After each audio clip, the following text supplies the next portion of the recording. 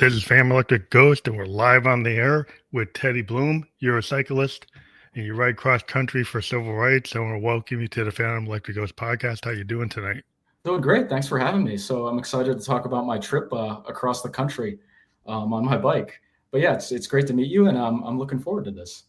Yeah, we always like to talk to people from around the world. We do it in a live format. We have a live podcast. We're on LinkedIn and YouTube right now and Kick Live.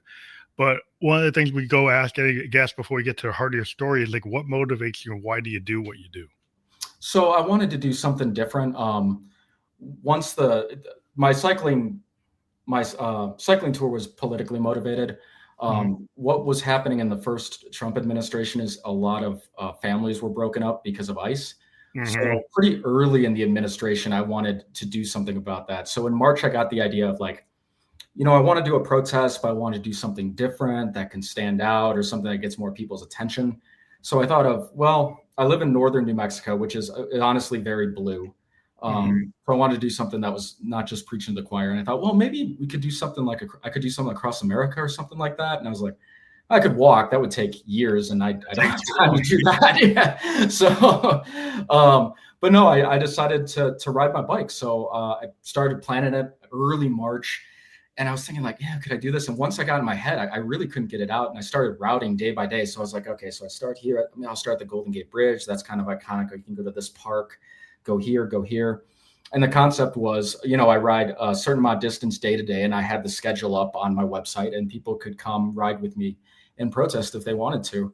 And yeah, day after day. How many people did you get to ride with you? Not a ton. I think total it was like 10 or 11. And then people would come at the start and the finish to say hi if they weren't cyclists. So pretty early on, it's pretty hard to coordinate where people want to meet you in smaller towns. So what I would do is in big cities, I would do short rides that anybody could do at any level, a couple miles. That's like an Olympic cyclist. Yeah. Because the other days I would ride pretty far, obviously. So this wouldn't take 100 years. So a couple of people met me on the days that were longer days, kind of in the middle. One of my good college buddies rode with me through the middle of Illinois for about 100 kilometers. But most of the time it was just people did meet me in big cities for these short rides that would go from like a city park to like City Hall or when it was a state capitol, which I had 7 state capitals. I would always end at the state capitol for that way. And that way it was more accessible to the general public. Did you have somebody like filming it, like driving like and filming you or so this was a complete solo trip. So I have a YouTube channel and I hooked up a camera to the bike. An action camera. So I filmed each day and talked about it. And it's mostly like a little cycling blog. And then once I got to Denver, I got over the mountains, which after I got over the mountains, I realized, okay, I can carry more gear now because the weight of the bike is very important when you're doing a bike packing trip. Yeah. So yeah, to clarify, so the sport it's doing is bike packing, which is a very niche sport. So it is what it sounds like. You have your bike and you got to put all the stuff that you need to live on the bike somehow. So I would have a gravel bike, 2 panniers attached to a rack on the back, a tent tied to that rack, a front bag that goes around the front and wraps around, and then a frame bag that goes in the middle. And then I would fit all the recording gear and all the computer stuff, as well as how much does that bike weigh? I think it changed because I changed gear so much, but I want to say it was like an extra 25 to 35 pounds, depending on how much I was carrying. I started way too heavy. So I don't have experience in this. I thought this was a good idea and I believed in it, but I did not have bike packing experience at all before I did this. Oh, wow. I had to get a problem. Yeah, so the first really month was a huge learning curve. I had to buy a new bike. I bought a gravel bike, which is kind of like a road bike, but it's a little more heavy, more. Well, yeah, because if you're on the road and dependent on the roads, like a real high end cycling bike, it's great, but it might not be able to handle what you're trying to do. Exactly, yeah. And a gravel bike's considered kind of like the all rounder too, so that's why I kind of went with that one. But I did hit some like pretty big mountain bike trails, which was not great for the gravel bike, but Yeah, I it's made not it. gonna be So like what my downhill mountain bike can do with all my gear, the gears and the disc brakes and all that stuff. oh yeah. So, It's a but yeah. different animal. So yeah, no, but yeah, but before, yeah, I struggled a lot in California because I started at the Golden Gate Bridge, and I had just way too much gear. I was riding way too heavy in the Sierra Nevadas. I pulled my hamstring, or I strained my hamstring one of the days, and it was just Yeah, kind of a those nagging must injury. have been hard. Yeah, it was hard. Yeah, I got that was a huge wake up call. I had a really nice first week through San Francisco, Sacramento, and then as soon as I hit the Sierras, like a huge snowstorm came in and hit me. So I ended up staying overnight at a town called Pollock Pines. And then I was supposed to go to Lake Tahoe the next day. So get over the Sierras and go down to Tahoe, but it was still, the roads were still absolutely covered. So I Terrible, went up, yeah, it was rough. I went up to Khyber, which is, I think there's a restaurant, a gas station, and that's about it that's there. it. Yeah. So and then from there I was able to go over to Tahoe. But even so, that was a really tough day too. Like I said, I was riding too heavy. I went up to a ski place off of Route 50, and I was going to go down these access roads that like the people that maintain the ski resort. Like fire roads, yeah. Yeah, Yeah. exactly. Fire roads. Yeah. Those roads were still had a foot. I got around a corner. The road still had a foot of But snow snow. on it. Oh, It's no. like, And oh, God. you don't So, have a snow bike, so you don't get the skis on it, so you can't yeah, go. it's like, oh my God. So I was already partway down. So I had to turn around and go back up. And then I had to go down on Route 50, which is like not safe for bikes at all. Like cars are flying down right next to you. There's not much of It's like like a single lane, like highway or something. two lane. Yeah, just single lane each way. Yeah, that's true. How That's really, yeah, dangerous. it was really dangerous. It was People are. really, Did you have trouble with people not being like bike aware? oh yeah, a lot. It was very interesting. It's like state by state if they're good. The worst was Missouri. Missouri, you feel like you're just invisible. I had one day, our RV came next to me and that was fine. Then they just turned right into the gas station. I had to Yeah, stop. that's always And the then, problem. Turns, left yeah, hand yeah. turns, and like motorcyclists and like Mhm. bicyclists, they take us out. Oh yeah. Oh no, it's so bad. Yeah, it's so bad. But yeah, that was Missouri was the hardest. I did mostly bike only trails, so that made the state a little better. But I like almost got pushed off the road by a semi in Missouri too. That was pretty rough. Did you Um, have people that were actually like really didn't like cyclists and actually like actually bothered you? no, people were like, I mean, people kind of catcalled me sometimes in the cities, but nothing Nothing too heavy. harsh. Yeah, Yeah, the only time I would post, so when I did these city rides, I would post on all the social medias, hey, come visit me. And the only one I really got negative comments in was actually Pittsburgh, which was Pittsburgh. interesting. And not about the cause, but about bikes. And after Like riding through, bikes. Yeah, there's some yeah. people that are really hateful about bike. I mean, I live in New Hampshire, which is Mhm, pretty cool. But when I was in Mass a couple of times, like Springfield, Mass, mhm. there was people like they actually were throwing rocks at me. Oh my I God. had a helmet on, but they were like Yeah. I was just riding on the street between going into a trail system, Oh my and God. they just didn't like it. Oh, we don't like mountain bikers, and That they just sucks. and I'm like, Jesus. really? Yeah, oh my God. So, yeah, luckily I had none of that, but that is rough. Jeez. Yeah, well, there's some people they just like to be obnoxious, Yeah, but that's true. but the cause you're talking about is like it's really it's even on steroids now with what's going on with ice now. Yeah, it's crazy. So I'll talk about what was going on at the start of the ride, so we know where it came from, and it's certainly evolved since then. So one of the things was I wanted it was ride four rights with the number four. That's what I came up with, and I came up with four things that I wanted to promote that I think is important for a democracy to stay. So it's free speech, justice, education, and unity. And the philosophy behind that is you need to be able to speak freely about your wants and needs for the government to be able to represent you and improve your life and make it better.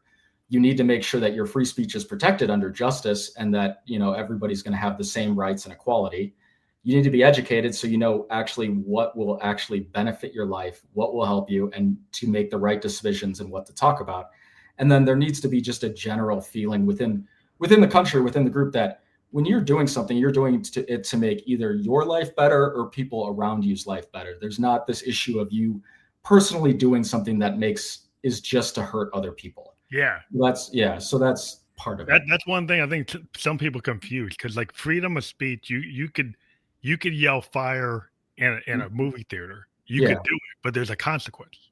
Oh yeah. Yeah. So a lot of people just think they can just blatantly. You could go to work and you could do something that's against the employee handbook, and you could say it, but then the boss could fire you. Oh yeah. Yeah.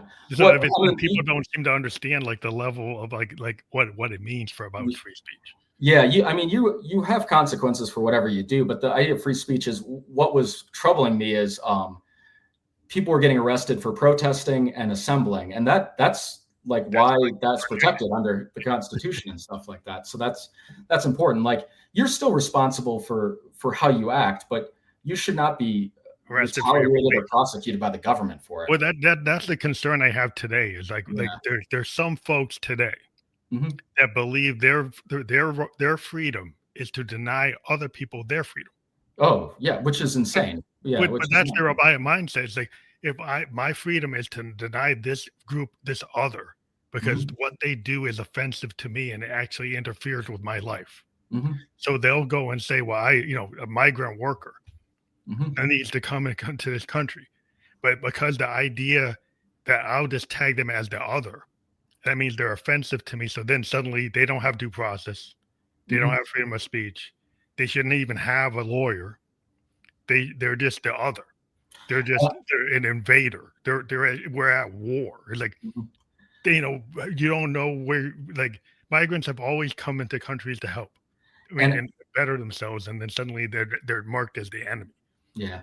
And I love how you worded that the other, because there was definitely a feeling when I was going through the country, and I really got a good gauge of how different states felt about certain issues. But there's a lot, especially states that are very far away from the border, they Yeah, do have this thing that, like, I live in New Mexico. I work, it's a border state. I work all over the state. So I've been around there.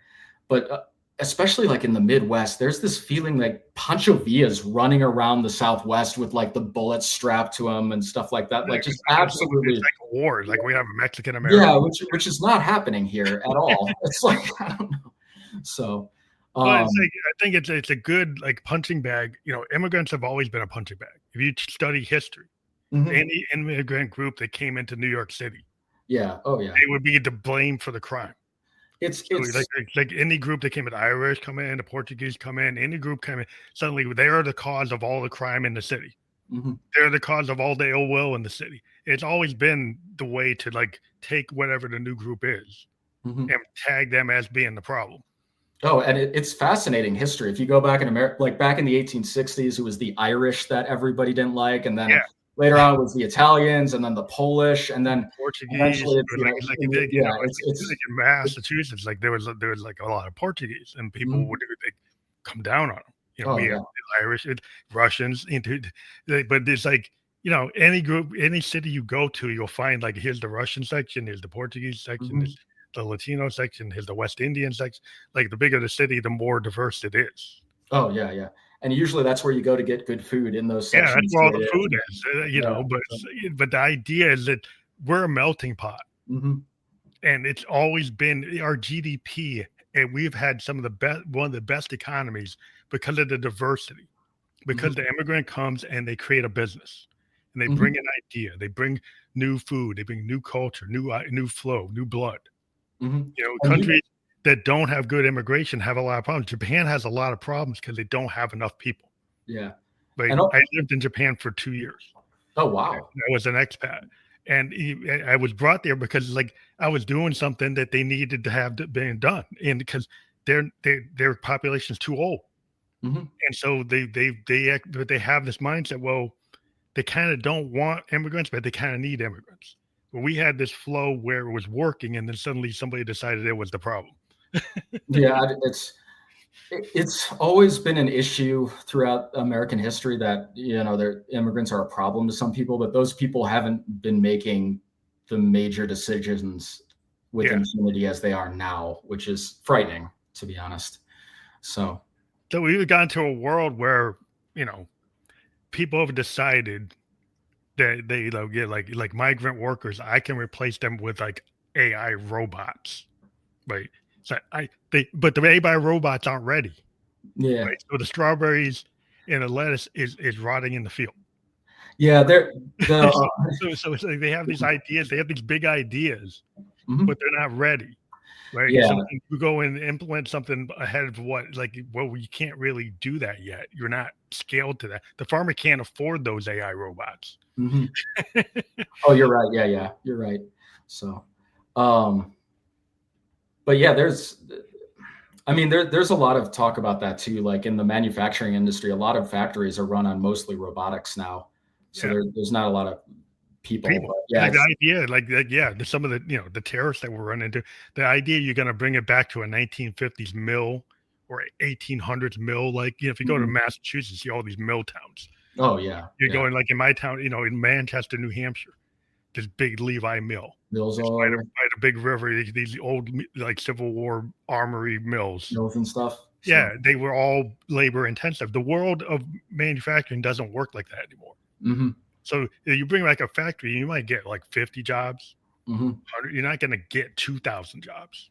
Oh yeah, not Yeah, even. it's all robotic. Mhm. Some Chinese factories have so minimal amount of people.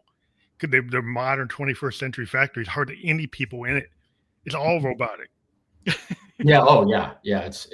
It's wild what you can do now, and very cool with the It's technology. cool, but it's like a different thing. So, like, the idea that you're gonna have this blue collar factory worker at a machine like it It, was, yeah, it's not the world's that's just not heading that that's direction. not the Yeah, direction. They're gonna yeah, have to know how to run a CNC, right? yeah. They're gonna have to be able to be what you have in China, you have a lot of people that have, like, engineering capability or mechanical expertise Mhm. and in very specific skill sets that we have kinda given that market away.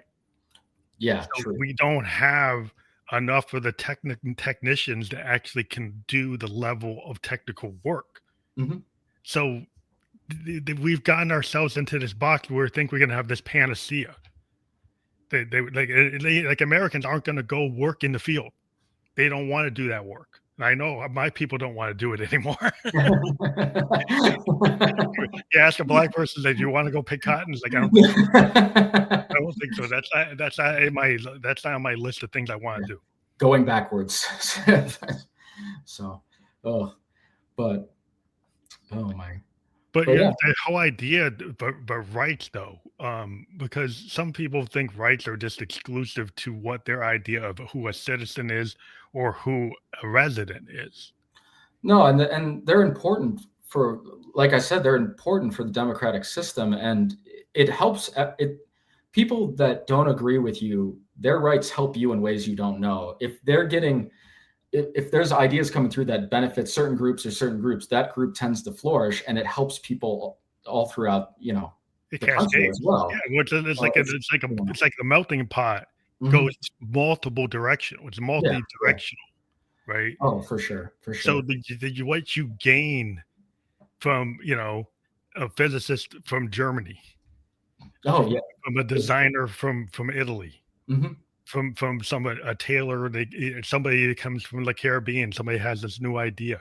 Like, all these ideas come from different experiences, and that has been our main, like, why we have all these entrepreneurs, And why it's we certain. have all these ideas, Mhm, because that's what it is. And even in the universities, they want to say no diversity of thought, mhm, no DEI. Let's have just the guys having the country club, the guys who, like, the trustee babies. mhm, Let's keep the people, the legacy guys. Let's only have legacy students. Let's not have no students from overseas, no students from other groups. Let's just make it homogenous. mhm. Like, that's a good idea. Yeah, I mean, it kills thought for people that are motivated and trying to make better of themselves, but it also deprives people that were there already of meeting people who have different ideas and, can benefit from that. And when you meet a lot of different people, I've been lucky enough to travel. When you meet people from different countries and go different places, it gives you a lot of perspective on the world, and gives you some respect for people that maybe haven't had something for their whole life, or people that have had a different upbringing as well. So, But I think there's a sense of safety. Like, xenophobia comes from this idea that you got to keep yourself safe from the wolf at the door, mhm. right? So the wolf at the door is always the other. It's Hmm. that language I don't understand. It's that person I don't know. I've never met a person that looks like that, and I've never met a person that talks like that. I've never met a person that has a different cultural perspective, Yeah. and it becomes a danger because we go when we want to protect ourselves in a tribal, put up the gate, put up the fence. And a lot of that is people just aren't exposed to it too. So like I have a good friend. He's from middle of Idaho originally, and the part he was from, he said it was incredibly racist because no one had seen a black person in their whole lives there. But essentially, he ended up moving to Florida, which he said was a huge culture shock. But yeah, it gave him some perspective and stuff like that. So as well. But yeah, a lot of it, I believe a lot of people are generally good people, but just don't Well, have the I think what the problem also is like when you're online, background. you can get into 4chan, you can get into some group, Hmm. Hmm. and you can go and actively hate people, and Yeah, there's no real consequence, right? When and you're you're also end up online, in an echo chamber too in a lot of those places where people just say, "Hey, this, and this." reinforce this is a You know? reinforcement of what you already know and what Yeah, you always want, and then the algorithm just gives you more of what you want. yeah, which Or I think has been a huge problem too, and a lot. I think it's been a lot of influential on a lot of younger people as well because I mean, I think as a society we weren't expecting with the kids now. We don't have any experience growing up on social media or growing up on the internet. The internet was new when I was a kid, yeah, and I'm in me my late me 30s. too. Like, I'm 57, so I mean, I'm a techie in my day yeah, job. I'm a tech guy, hmm, right? yeah, And I lived with mainframe stuff. I grew up in the mainframe era. Now I'm in the AI era. yeah, I learn exponentially new tech all the time. The one thing I hate, but one thing I rarely warn my tech bro friends hmm, is just because the technology can do something doesn't mean it's good, right? oh yeah, And you can use anything as a weapon. oh And so yeah, like Oppenheimer learned that, right? So sometimes just because you can do it doesn't mean you shouldn't think about the moral and legal consequence of what you're doing. hmm, Some people create things without that kind of frame. They never took history. They didn't take like social studies. They didn't take civics. They hmm, didn't read the Constitution. Didn't read the Magna Carta. Didn't read any Articles of the Confederation. Didn't read about Rome. Didn't learn. So yeah. you fail to repeat the lessons of the past if you don't have a more expansive mindset. Well, I love that you bring that up because we're almost repeating stuff now. Like one of the big things right now is the America First movement. America First, that started in like the 1930s. You know, it's a And lesson from the 30s. yeah, yeah, and it was from Germany. It was to keep the goal of the America First movement was sponsored by Germany to keep America out of Well, World War II. Henry Ford wanted to align with the Germans. Oh yeah, yeah. And there was who was I'm trying to remember who was the main newspaper. I think it was William Randolph Hearst who owned all the newspapers back Yeah, then. he was like I the guy think he was, that yeah, I like think he was doing Citizen that Kane too. started Yeah. referring to. So yeah, Citizen Kane movie is kind of like like yeah. making like I, light of I politics. I do love that movie. I heard it was people are like, oh, it's the greatest movie I watched. I'm like, oh, this is actually a really good movie. But yeah, I love what Orson Welles was saying in that movie. Hmm. And he was actually reflecting something. I mean, Hmm. it's a made up story, but it has a lot of truth and fact in Yeah, real. certainly loosely based off the era for Yeah, sure. it's based off the era. It's based on the kind of it's like a lesson. You know, it's like a Orwellian lesson. But yeah, it's just this idea that people like don't understand the power dynamic because like power corrupts. Hmm. If you get the reason why back in the 30s, like when we had FDR, you started creating like gates.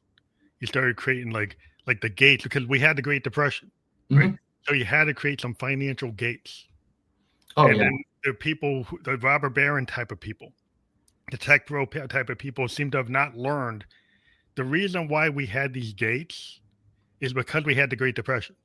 Oh Because yeah. we had this income during the what do they call it? Not the golden age, but Gilded Age. Gilded Gilded Age. Age Yeah. was there were no rules. There was no child labor laws. There Hmm. was no protection for retirees. There was no pension. There was nothing. So if you fell off the cliff, you off the cliff. Hmm. And the whole thing with FDR is he put some gates in place that some people to this day don't think those gates should exist. But then if something goes wrong, they want to be bailed out. So, And then, but we're all going to pay if you don't learn from the lessons of the past, because the lessons from that time were the totalitarian of like the Hitler and Mussolini and Stalin mhm, and you know uh, Italy and the Empire of Japan. They mhm, decided to create the Axis, mhm. right? And there's a different type of Axis going on with like more, which nationalism is a kind of a threat to the whole world. It's going around everywhere. Mhm. And then we also have this kind of like these corporate oligarchs that feel no responsibility to the societies that bred their wealth Yeah, yeah. and No, I agree. and they just think that they should have their all the resources, all the power with none of the cost. And the regular person has to pay the cost. Oh, yeah. Yeah, for sure. It's, interesting times we live in for sure. Interesting times. Yeah, So, the corporation can vote like Citizens United. Their vote has more power than a regular person's vote. And it goes against your own interest. And then you align yourself with the interest of those people that actually take away your security. Like a union guy votes against his union, but mhm. doesn't realize he's voting against his union, and then ends out of work and Yeah, and then that's camp. and again, that's like the education part of what I've been writing for. Like, you have to know what's going on to know what benefits you, and, how it's gonna affect your life and the people around you as well. Yeah, And because it's like if you don't read, if you don't learn, if you don't educate yourself, then you get manipulated by the social media. yeah, And very like an true. influencer who is being paid for by a billionaire Mhm.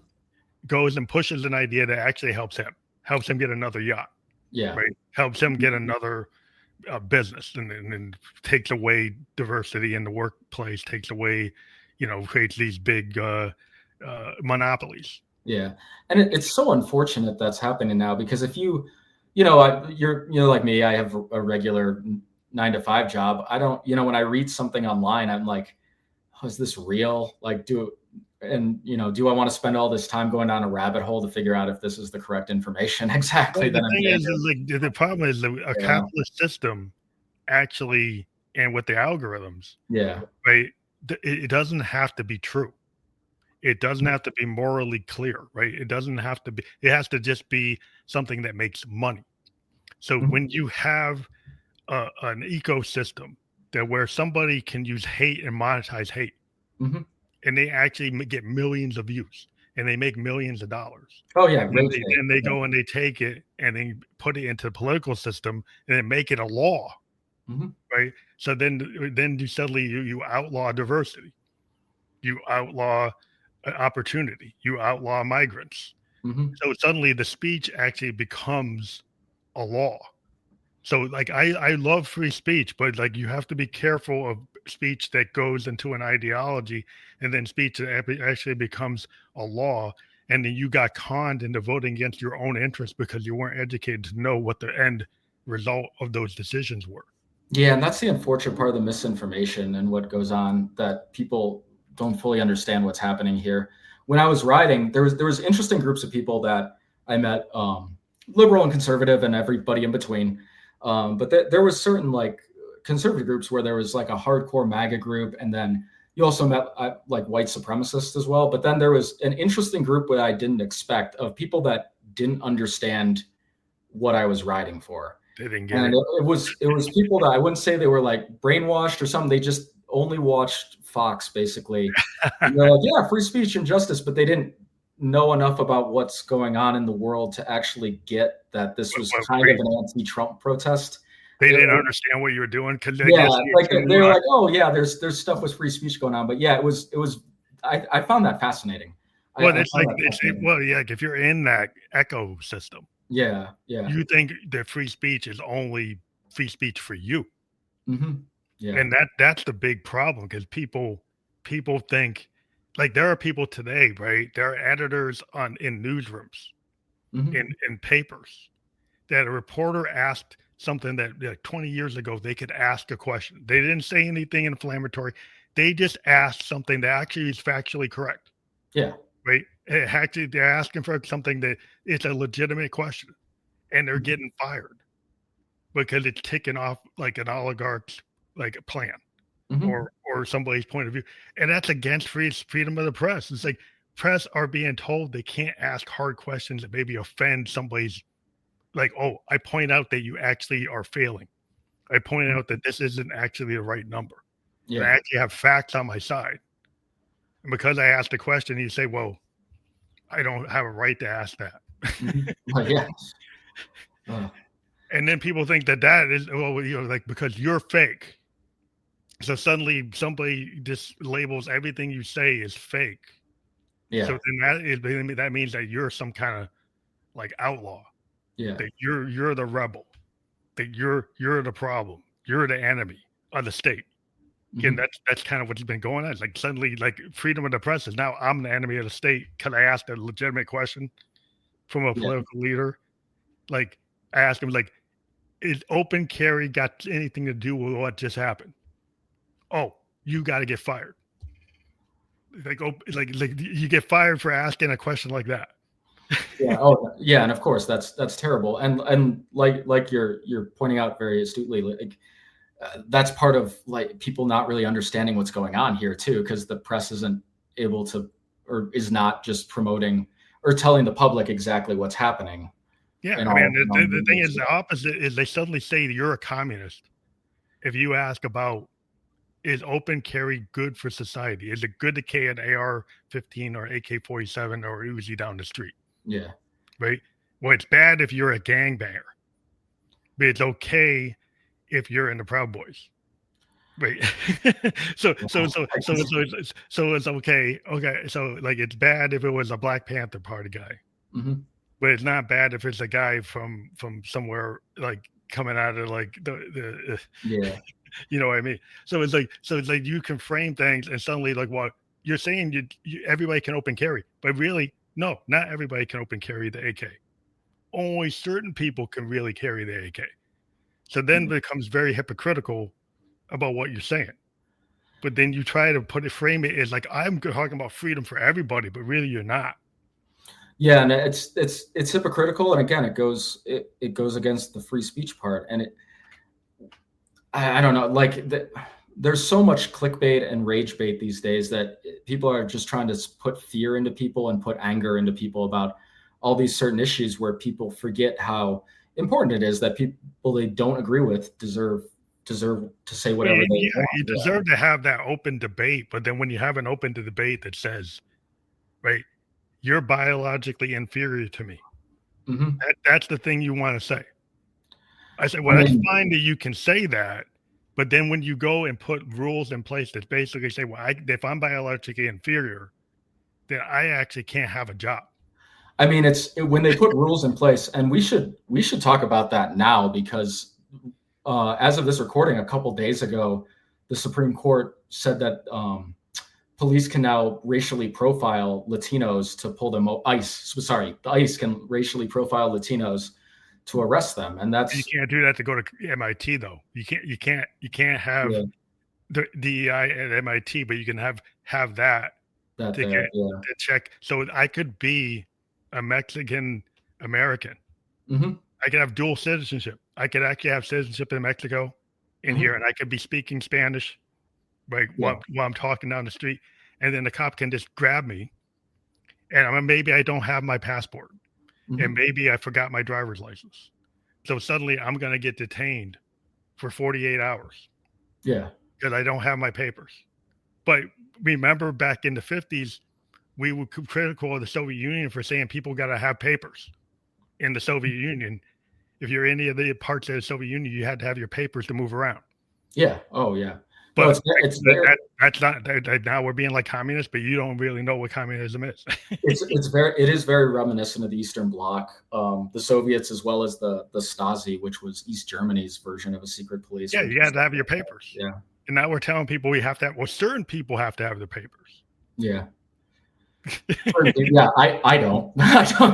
But yeah, it is wild. And I did want to bring up that case because the Fourth Amendment in the Constitution says you literally you just can't do that. And Yeah, I know. And they decided to do a yeah, shadow docket and come out and say some kind of nonsense that doesn't explain why you're violating the Fourth Amendment, other than, oh, these people, maybe they work at the Home Depot, or yeah, maybe they work in the fields, or maybe they work at the chicken cutting plant, right? mhm, And they happen to speak Spanish and they happen to be brown. So that's good enough to check them out. yeah, and Really?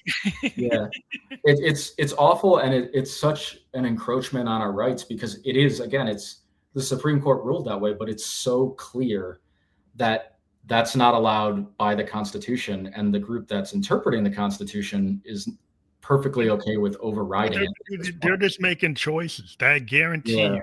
Like if that court is still in that condition, and you Hmm. have a Democratic president, and a Democratic president chose to do an executive order that they didn't like, Hmm. they would suddenly say that they couldn't do it and come up with gyrate to come up with the reason. Yeah. And that this is why, like, the problem is, like, if people remember what happened in El Salvador and Nicaragua in the 80s, like when a court, like a Supreme Court, becomes not legitimate, Hmm. right? When it loses its legitimacy, it loses its luster, then you're losing part of the three branches of government. People don't believe it's legitimate. Hmm. That's part of the whole thing, is that you have to believe it's legitimate. If you don't believe it's legitimate, then you start to knock at the foundation of the core of the country. Yeah, and I think that's certainly started to happen too. And this one hit me differently because the other one, there was a lot of head scratching stuff that the Supreme Court has done recently, but this It's pretty one, clear. it's It's so, pretty yeah, clear. to say that, to say it lightly. But this one in particular, it's so clear in the Constitution you're not allowed to do that, and But it they would, just decided, yeah, they've just decided the sheer might. We're in the majority. We're going to yeah, do a shadow docket. We're not going to even show the precedent. We're not even going to show the legal reasoning. hmm, We're just going to say, because we're in the majority, it's so. yeah, yeah, Now, that is so destructive. hmm, And these guys just think, I don't know, they think they're going to be there for the next 50 years. They think that they can just do it. yeah, which And is, that just seems like might makes right. That doesn't usually sit well with a lot of Americans who start to really figure it out.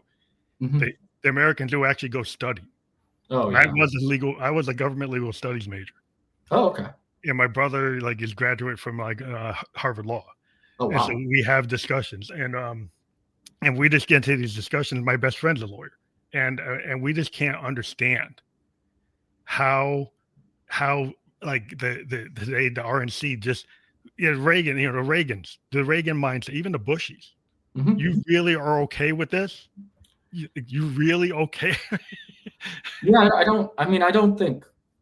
I mean, Bush has openly said he's not okay with this, Yeah, like about Trump. I don't think. I mean, Reagan. I mean, he was a very conservative figure. Certainly respected democracy too, yeah, and had a lot of positive things. And he was very adamant to keep stuff like church and state it's separate. separate as well. Yeah, Yeah. yeah. I mean, they would have So, never aligned with the way they're aligning. oh Like, yeah. I Yeah. understand they go who they were, and I went to school. I went to Bowdoin. Hmm. I hung around Brown with my brother. He went to Brown. He went to Harvard. Yeah. So, like, I hung around a lot of these type of people. Hmm. I saw the young Republicans. I debated young Republicans at Bowdoin Hmm. back in '86. I was in the class in 1990, and like the debates we had then were actually okay. We could have a legitimate debate. We could Hmm. talk about trickle down. We could talk about what it means. We could talk Yeah. about your kind of this idea, this new world order that Bush had. We could have discussions about what you thought. We could have an argument. But these guys, they can't even explain what they're doing. It is tough, and don't, and to you and also all your voters, never think that you can't discuss something rationally with someone else. There's a lot of people that make money from rage bait. The current administration is certainly bullying people like crazy, but if I on this trip, I made a point to talk to everybody I could when I had time, and I talked to conservatives, I talked to very liberal people, and I would have reasonable discussions with them from like the hardcore magas in there. And obviously I disagreed with a lot of people, and then agreed with some points of other people. But I was able to talk to people. So don't get caught in the internet loop that you always have to have a screaming match about politics. No, Like no, there's, yeah. to me, just have a logical discussion. If you Oh yeah. point out, like, okay, this is what the Constitution says.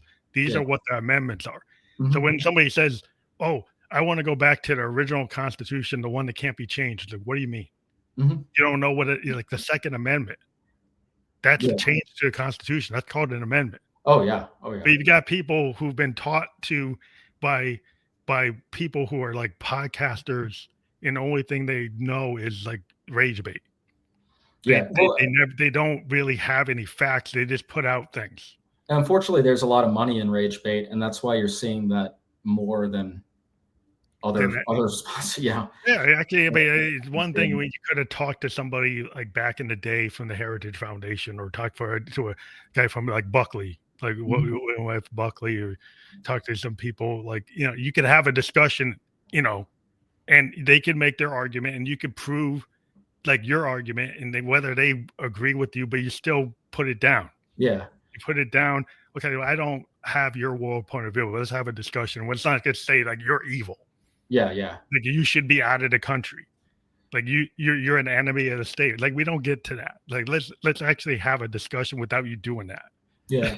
And I also do want to point out, like when I was riding across the country, like most people were very respectful to me, like liberal or conservative. Like they didn't always agree with me, of course, but they respected the level of effort I was putting in to do this as well, and they heard me out. And most of the time, everybody was very nice to me as well. So I certainly don't think we're at a impasse of where it's impossible to turn back and try to.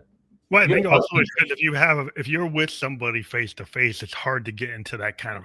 You want to get fight into fighting words, right? Yeah, I mean, and I wasn't going into it like I wanted to fight either. I just Yeah, wanted yeah. But I think it's just to. a civil discussion. Like if you're with a person, I mean, I had a cab driver that was wearing his MAG hat, Mhm. and he knew I wasn't really down with that. Yeah. But we had a conversation about healthcare, and Mhm. he admitted Mhm. that maybe Medicaid for all might be good, Medicare for all might be a good thing, and he had the MAGA hat on. Mhm. So so I chose to, and I didn't. Some liberals will get in and see the MAGA hat, and then they get triggered, and they Mhm. want to get into a shouting match, and they want to get out of the car. It's like, well, I'm Yeah. not going to have you drive me around. I decided I talked to the guy, Yeah. and we actually had and he actually was coming over to the side of like Bernie's side. Yeah. I'm Yeah. like, so you can have a conversation if you don't get triggered. Yeah. People don't want to get in huge arguments in the middle of their day, no matter what. Honestly, if you want to have a nice conversation, you can, and that's great that you did that. To be honest, like there's still a lot of nice people, and there's still a lot of kindness in the country, and some people just. I mean, there's certainly a lot of some mean people, but some people just either don't know enough or have certain opinions about one thing or are worried about something different, and Yeah, or they have been just it's so listening to. into their corner. Like if Yeah. you're so into your corner that you can't box yourself out of the corner. Yeah. Yeah. Yeah. Like that's what like you gotta like so I just decided like I'm not gonna look at this guy's hat and Mhm. decide that I can't talk to him Oh and yeah. glare at him or be mean to him or say like, oh, I hate you. Hmm. Like you don't do like if you come in and say, hey, I'm a citizen of the United States, I'm a civilized person. Yeah. Yeah. Let's have a discussion. And it started because I said he asked where I was going. I'm going to a doctor and like I got to pay this high copay. Yeah. And then he said, oh, I hate high copay. And said, oh, and it got into this discussion where he actually was, oh, maybe Medicare for all wouldn't be a bad idea. Yeah. Yeah. I was very surprised that he would even engage on that because I was kind of like, oh, the stereotype is that they wouldn't engage on that. They would Hmm. just say the state line, Yeah. which is we don't like that. Yeah. And that's not what he did. And so I said, well, then that means that we could have conversations. Yeah, exactly. Yeah. Oh, for sure. So I want to build off that a little about what I saw when I was kind of around the country in certain areas. So I did get exposed to quite a bit of liberal propaganda as well as conservative propaganda. And they all have kind of the same message that comes down to is that you should be half the country is your enemy, which was very concerning to me. So in the liberal propaganda, they wanted to make you more angry about what the government is doing. In the conservative propaganda, they wanted to make you more fearful of what the liberals thought and were doing, which is very dangerous. But I mean, if you're watching this, whatever you are, half the country's not your enemy. Like, there's a lot of misinformation going around. There's a lot of people that benefit from, honestly, the country infighting over actually trying to improve what's going on. And I mean, if you, again, like you said, if you honestly start talking to people, there's not as much animosity as you Oh, we're all led to human beings. I expect. mean, it's kind Yeah. of like the Victorians had this idea about the looking glass self. You look in Mhm. the mirror and you kind of talk back to yourself. You do a little bit of work, inner Yeah. work. Yeah. But once you do some inner work, you can go and talk to people outside. Hmm. And I think that some people just haven't done enough inner work to get outside of their own dogma. Hmm. They got like an internal voice that's preventing them to communicate. Hmm. And then they align with what's comfortable. Like as an artist, we have to tread into the uncomfortable to make progress. As an artist, I can't just play the same thing I was doing when I was 17 or Hmm. when I was 25. I'm 57, right? So I try to go into things that maybe is uncomfortable, but Hmm. people tend to not want to push the uncomfortable because when you go into something uncomfortable, that means you might be vulnerable. You Yeah. might not Yeah. be the best at it. Hmm. You might not know everything about it. So you're so scared of making a mistake that you don't do anything, or you stay where you always been. Hmm. And I think that's the big danger is people stay where they've always been. And if where all you've been in is a conflict saying, I'm gonna own the libs or I'm Hmm. gonna own the MAGA, Yeah. right? Like, well, that's not a good place to be. That's not how you get forward. It's also not very mentally healthy for yourself to be in that mindset as well.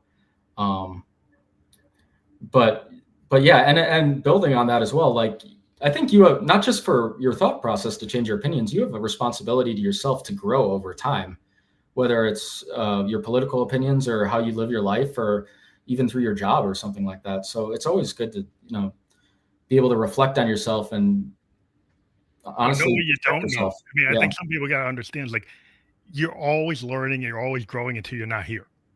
Yeah. Oh yeah. If you think you know everything, that's the biggest mistake ever, right? Yeah.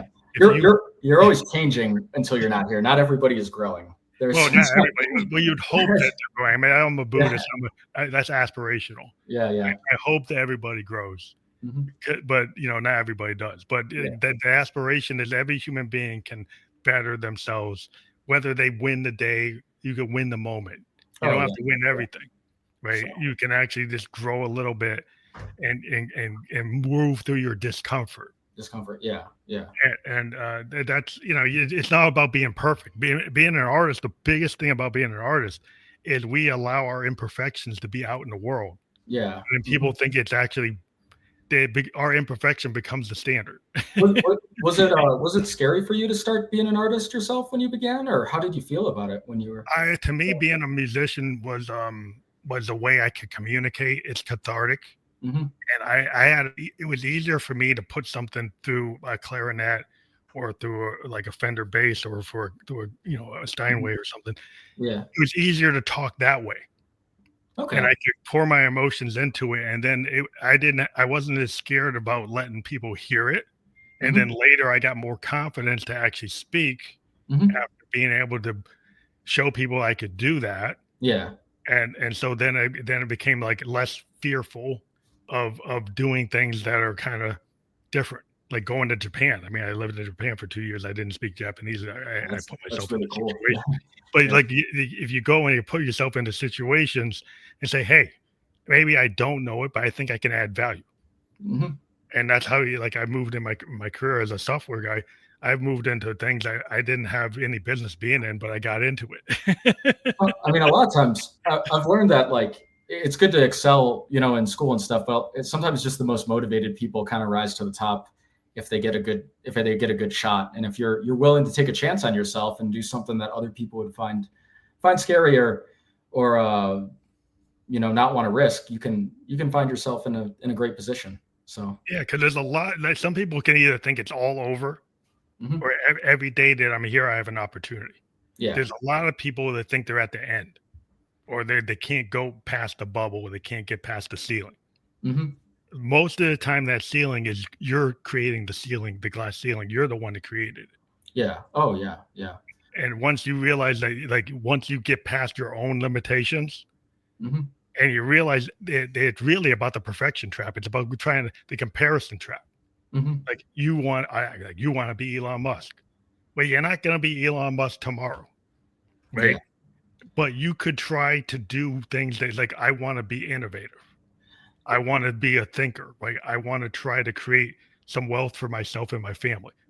You could start, but maybe you're not going to reach that goal, but you could start. You don't have to say, well, I can never do it. And there's probably too many people just say, well, I'll never do it, so I won't even try. Yeah. I've learned personally, I think what's been helpful for myself and might not be for everybody is not being okay with failure. You know what I mean? Like if it doesn't work out, that's fine. Try it a different Yeah, way. Try that's something else. fail Yeah. upward. And that's kind of what we say in IT is we fail upward. I mean, most of the what we do in IT is we do a lot of our stuff is experiments. It's like the Mhm. mad inventor, right? Most of the stuff we design doesn't work. Yeah. Like most of the stuff we design does not work. Yeah. It's like the 1% of what we did actually, oh, that's the good idea. But you didn't see the 99 things that didn't work, Yeah. right? Oh yeah. And so, like in this world, like most of the time, you would say, well, you got 99 failures. Why do you just give up? Because that one that gets through Hmm. is magical. And so we Oh yeah. work toward that. And we look at the 99 things as steps that got us to the one that worked. And it makes it special when it does work out because Yeah. it means that you've actually problem solved how to get there and you've worked hard enough to get there and it's you know positive and it's a big confidence booster honestly when you hit that one or Yeah. something. I So think that's the thing is that some people think like, oh, that person just got there magically. mhm. And there's a lot of people with the Horatio algebra myth, they try to act like that. They just did it all by themselves. Oh God, no. And that's not how it happens. It's So, like it's a team. Like every time I do something, it's a big team. yeah. Well, And you that's how it works. yeah, and let me talk about how that worked on my ride too, because when I was riding across the country, it was a solo ride, but I had a ton of help from people. Like that time I told you I was in a snowstorm in Pollock Pines, some random lady just offered to drive me to Walgreens. That was great. I Yeah, didn't know who she was. I that's had some I've had a lot of stories like that. yeah, some guy who was I was talking to him on the bike and he offered to watch my bike while I went to Target and could pick up some supplies and stuff like that. I had friends come help me from everywhere. Some people carried my stuff. So when one of my good buddies, I was going up Loveland Pass, which is 12,000 feet, and I was riding up. He actually took all my gear off the bike Oh, to make it easier so you yeah, get so I didn't have all the weight. And that was one of the best days. I had a great time riding up the mountain instead of dragging 35 pounds up the mountain and probably yeah, I was wondering yeah. that's So a hard yeah, pull when you yeah, got yeah. that weight. It's So, hard enough when you're like I'm a mountain biker and like when I'm climbing up the ridge line mhm. in my granny gear, Yeah. you know, and then we got my backpack on, my camelback on, and all that other stuff. It's like I wish I didn't fill this camelback. Yeah, Maybe to I get should to have drink filled more it. earlier in the ride to get the weight down. Maybe I drink Yeah. it all, but it's like it's still on there. But Yeah, I carried a fair bit of water, and I would definitely notice the hills at the end of the ride. It was nice to have the water finished up yeah, from going yeah. up that last hill. Yeah, So, that's just amazing because I mean, I got I'm a mountain biker. I'm not a roadie, mhm, but it's like the kind of like climbing hills is part of like cross country. mhm, So like you spend all that time climbing the hill so you can go down the creek bed. mhm, yeah. So and then the whole thing about mountain biking is you've got to have the aerobic ability to climb that hill and then be able to hold on coming down. That is an underrated. I have wrecked a few times, not really thinking about that. You got to be like mentally focused mountain biking, so you're on top of it as you're rolling down this rocky terrain. Yeah, Yeah, you can't really put yourself at the limit mountain biking going up to the top because you're yeah, not you got going to to be be with it careful if you mentally don't. You to get got to down. maintain enough to be able to come down the creek bed. Yeah, yeah. Because if you So, if you put too much into climbing it, you won't be able to make it down. You still have to be alert. You have to be able to deal with those rocks and roots and know how to maneuver that bike down. mhm, And so that's like, even probably coming down a hill of a big mountain, mhm. like you got to be like, well, I can't blow the brakes, right? That. I Oh can't yeah, rims. So how did you handle coming down? I messed that up. So like I said, I was not really experienced in this as well, but I came off the Rockies and I felt pretty good, and I didn't have the gear. Remember, I told you I didn't have the gear Hmm. the last day or so. and I did kind of blow out my brakes, but I didn't realize it because it breaks a lot. It's harder to brake with all the weight on it. Yeah, it's a So lot. I get out of Denver and I'm going east, and I kind of hit Kansas, and by then I'm like, oh, the brakes just are not working well. And luckily, Kansas is very there's not many turns. You get on a dirt road and you go straight for about 30 Straight, miles. Yeah. turns. So, and there's not much traffic. And usually the dirt roads in Kansas are actually kept up pretty well. So I have to go 400 miles to the next bike shop because there's really not much of anything in Western Kansas. So I get to the bike shop. Have the gear? Did it even yeah, have the yeah. gear? So I finally get to the bike shop, and it's a bike shop / mini golf course / driving range / music venue / disc golf sales place. It's not the top bike shop in the world. Yeah, like, so I get there. I'm like, okay, can I get new tires? Because I didn't realize this. I had the bike weighted in the back more. So when you do that, you have to rotate your tires like a car. Yeah, you got. The back tire was completely bald, and the front tire was weird. So I got new tires that they had, but they didn't. It's such a small. Only a small part of that shop was bikes, so they didn't have the resin brakes that I needed. So then I had to go another 150 miles to Salina, Kansas, to find the resin to get like actual brakes. And Salina was like, I think they were the first. They were after there was one Walmart at like the Kansas Colorado border. That was the next town with like a Walmart, to say like how small of an area I was going through. So yeah, no, there was a lot of learning on the go. You think like mountain disc brakes would be a good thing if you did it again? I had disc brakes. They were just the pads themselves or the resin pads. You didn't have the specific pads. So yeah, you weren't trying to play with those rims, because those rim brakes would have burned you coming down a mountain. Oh yeah. No, that was tough. But yeah, those brakes lasted the rest of the trip, which was good.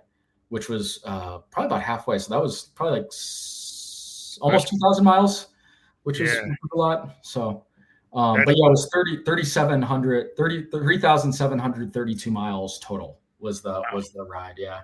You want to do it again?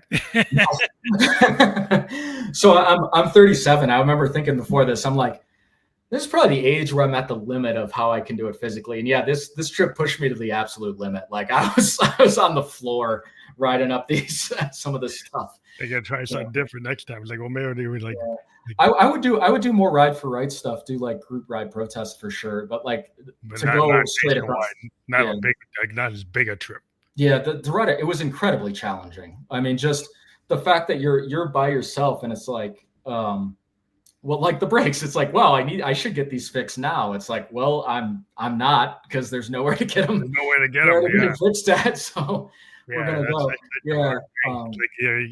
Did you have like a pump or like the CO2 cartridges for your tires? So I got a travel pump, and again, being a novice at this sport hurt me. So the travel pump is like the most annoying thing you can use on a bike. It's tiny, but it doesn't pump well because you need the bigger to get the air pressure going. Yeah. So I got cartridges. Yeah, you're gonna get the CO2. And then, I screwed up the two cartridges at once. So I had a section from Denver to Goodland, Kansas, just over the border. It was like 4 days. It was 4 or 5 days. So I had a couple cartridges and 2 spare tires. So it's like, I'll make it there. And if I have to refill at the Walmart, I'll get more stuff.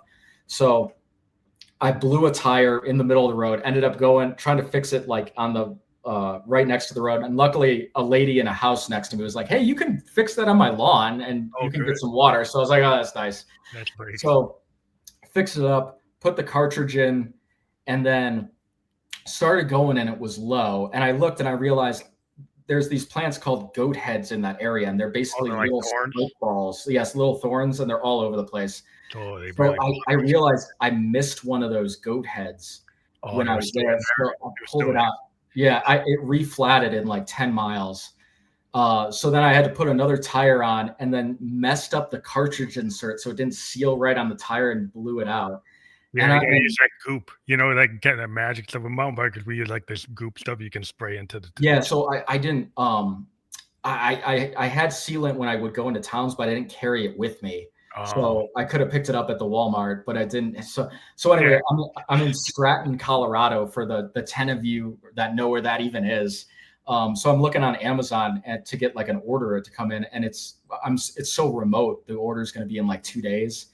So and you the couldn't even hardware. get it to come the same day to the locker or something you were trying to Yeah, get. exactly. So I couldn't get that. So I called my buddy in Denver. I'm like, hey, do you want to? The trip could be so I'll buy you some concert tickets later. So he picked up some stuff in Denver and drove it to me, and that was incredibly nice of him. But yeah, that was that's what. cool. Like you Yeah, had a lot of help. Like that's the yeah. team Oh thing yeah, you're yeah. No, talking about. Like it yeah. wasn't. I did a YouTube channel, so I had each day on YouTube, and the last day I said thank you to everybody, and I think I said it the way I wanted. I said it was a solo trip, but I wasn't alone the Yeah, whole you had a trip. Like community. You had a whole. I'd help when I needed it. Yeah, for sure. So, That's but awesome. So yeah. people like if they go to your website, they have that have all the. Yeah, so the website, it's www.ride4rights with the number 4. Mhm. And it has all the links to all the social media, YouTube, Instagram, Blue Sky, Reddit. All that. Um, if you just search on any of those platforms, Ride 4 Rights, it'll come up. Instagram, it's Ride 4 _ rights. But again, Yes, it's I all think on I my have it right website. there. Yeah. Yeah, I got it also on below. We have the links there, Mhm. and they will be within the podcast description. And we do encourage people to click those links to find out more about what we've been talking about and give you any support that you have anything for that. Do you people can support what you're doing, or they just find out about what you're doing? So, I mean, what kind of the purpose of Ride for Rights is it started as kind of we talked about as like promoting, belief in democracy, but it's become like a way to encourage people to get out and protest. Like, you're never believe that you don't have power to change the world the way you want it to. But you need to get outside. It's not something that you can sit behind your keyboard. You have to go out. You have to be seen, Get part and of you it. have to if you want America to not turn to fascism, and you want ICE to stop grabbing random people off the street, you have to go outside and protest. And Yeah. it always has worked. It will work if enough people go out, and it's to encourage you to be active, honestly. And if you're old and you don't go outside, try to volunteer for an organization. They need their emails helped out on. They need a lot of stuff. I've seen a lot of good organizations that are not as organized as they should be. So a lot of organizations need help. Yeah, if you're a techie, Yeah, you could go and volunteer your tech absolutely. skills for an Yeah. organization, help them make a better website, make them more effective with their SEO. You could do all kinds of things as a techie even if so if you're disabled, but you're a techie, Mhm. you can get out there, you can help. So there's a lot of ways to help. Yeah. So I do encourage people to get out there and do whatever they can. Yeah. And it's hopefully to inspire you to be a peaceful protester that's very active. And it, it's important that we're living in an era of time that will have ripple effects for a lot, for essentially, Generations. Yeah. honestly, even no matter how this goes. So yeah, it's important that you get out there and be active. You have a responsibility for yourself, but also your neighbors and your kids to try to make the world better for people and better for you. So again, I encourage you, get out there, be active. So I do encourage people to do that because, like, if people think you're okay with something, like a non-decision, a non-action is a decision. So when people don't respond, people think, well, they're okay with that. yeah. You need to let people know you're not okay with it. And honestly, I saw that a lot throughout the country. Like I would say, getting a vibe from most states everywhere, overwhelmingly people are not happy with what's going on, but there is a certain level of just apathy Yeah, that I'm getting from a ton of people that is kind of the reason that maybe the crowds aren't as big. So, but yeah, get out there, try to motivate other people to get out there, and things will change for the better. I So, definitely believe that. I want to thank you for being with us on a Friday. And we do encourage people to click the link. We do have the links below for www.rideforrights.com and also for your Instagram, which is ride4_rights. And I want to thank you for being a guest on the Family Electric Goes podcast tonight. it was great talking to you. Thank you very much. Thank you.